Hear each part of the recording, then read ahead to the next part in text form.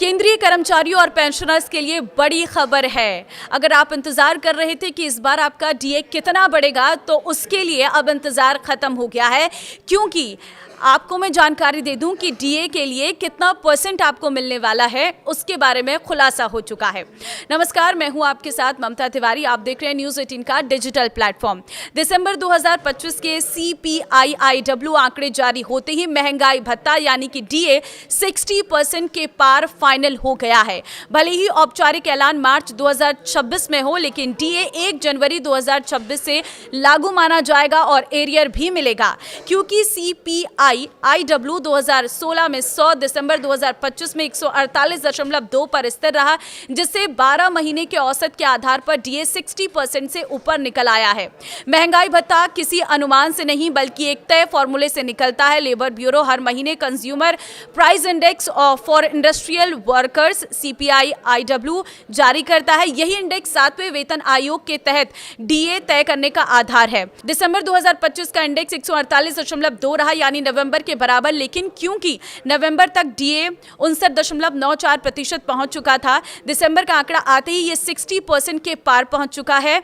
सरकार डीए को हमेशा निकटतम राउंड ऑफ करके लागू करती है, इसलिए अब 60% डीए तय माना जा रहा है। मार्च में ऐलान, लेकिन लागू जनवरी से। ऐसा क्यों, अगर आप जानना चाहते हैं तो ये डीए की स्टैंडर्ड सरकारी प्रक्रिया है। डीए हर साल 1 जनवरी और 1 जुलाई से प्रभावी होता है, लेकिन CPIIW के आखिरी आंकड़े दिसंबर जून आने के बाद सरकार कैबिनेट में प्रस्ताव लाकर मार्च सितंबर में ऐलान करती है। देखिए, इसलिए लागू की तारीख 1 जनवरी 2026 होती है और ऐलान की तारीख मार्च 2026 होती है, और फायदा जनवरी फरवरी का एरियर। अब सैलरी और पेंशन पर कितना असर पड़ेगा, तो अब बात सबसे जरूरी सवाल की, जेब पर कितना आएगा। अगर किसी कर्मचारी की बेसिक सैलरी 50,000 है और 58% डीए तो 29,000, 60% डीए तो 30,000, और हर महीने 1,000 अधिक पेंशनर्स के लिए 30,000 बेसिक पेंशन पर डीए बढ़ोतरी से 600-700 महीना बढ़ सकता है। ये रकम छोटी लग सकती है, लेकिन लाखों कर्मचारी और पेंशनर्स के लिए ये बड़ा कुल प्रभाव है। अब डीए से जुड़ी 5 अहम बातें भी जान लीजिए। देखिए, डीए CPIIW पर आधारित होता है। दिसंबर 2025 का CPIIW 148.2, डीए 60% फाइनल हुआ है। 1 जनवरी 2026 से लागू होगा। मार्च 2026 में सरकारी ऐलान प्लस एरियर। ये डीए क्यों खास है? देखिए, ये सिर्फ एक डीए बढ़ोतरी नहीं है, ये इसलिए भी खास है क्योंकि 7वें वेतन आयोग के तहत 60% एक साइकोलॉजिकल लेवल है। पिछली बार 50% पार होते ही HRA स्ट्रक्चर बदला था। 60% के भविष्य में पे रिसेट की चर्चा तेज होती है, यानी ये डीए बढ़ोतरी आगे की सैलरी पॉलिसी से भी जुड़ती है। आपके लिए इसका मतलब, आप कर्मचारी हैं, सैलरी और एरियर बढ़ेगा। आप पेंशनर हैं तो मासिक पेंशन में बढ़ोतरी होगी। आप HRA पर नजर रखते हैं, आगे बदलाव की संभावना है। आप 8वें वेतन आयोग को ट्रैक कर रही हैं, ये बेसलाइन डेटा बनेगा। आगे क्या बदल सकता है, तो मार्च में कैबिनेट से औपचारिक नोटिफिकेशन, डीए एरियर का भुगतान। जुलाई 2026 डीए के लिए नई CPIIW रेस शुरू। 8वें वेतन आयोग से जुड़ी चर्चाएं तेज। अब आपको क्या करना चाहिए, तो सैलरी स्ट्रक्चर और एरियर का अनुमान आप लगा लें। टैक्स प्लानिंग में बड़ी सैलरी को शामिल करें। जुलाई 2026 के डीए के लिए CPIIW ट्रेड पर नजर रखें।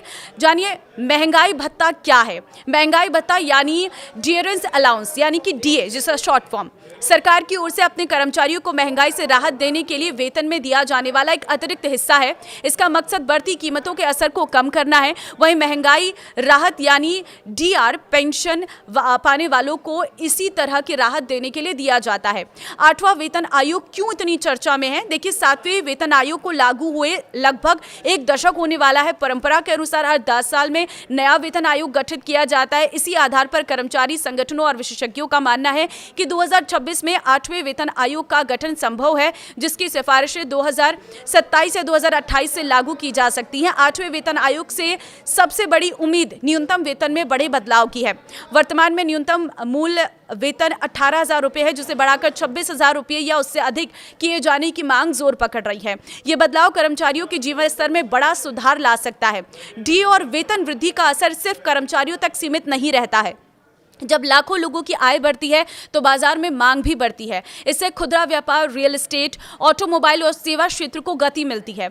ये पूरी अर्थव्यवस्था के लिए सकारात्मक संकेत होता है। सरकारी खजाने पर भले ही अतिरिक्त भार पड़े, लेकिन बढ़ी हुई खपत और उत्पादकता से कर संग्रह में भी इजाफा होता है। लंबे समय में यह संतुलन अर्थव्यवस्था को मजबूत करता है। पेंशन भोगियों, खासकर वरिष्ठ नागरिकों के लिए यह फैसला सम्मानजनक जीवन जीने का आधार बन सकता है। तो क्या आपको उम्मीद थी कि डीए इतना बढ़ेगा? मुझे कमेंट में जरूर बताना। अब अपना कैलकुलेशन के हिसाब से आपकी सैलरी कितनी बढ़ने वाली है ये भी कमेंट में जरूर बताना। इस वीडियो को शेयर कर देना हर एक कर्मचारी के साथ, ताकि वो भी इस बढ़े हुए डीए के आधार पर अपनी कैलकुलेशन को बैठाएं और पता कर सके कि उनकी सैलरी में कितना इजाफा हो सकता है। नमस्कार।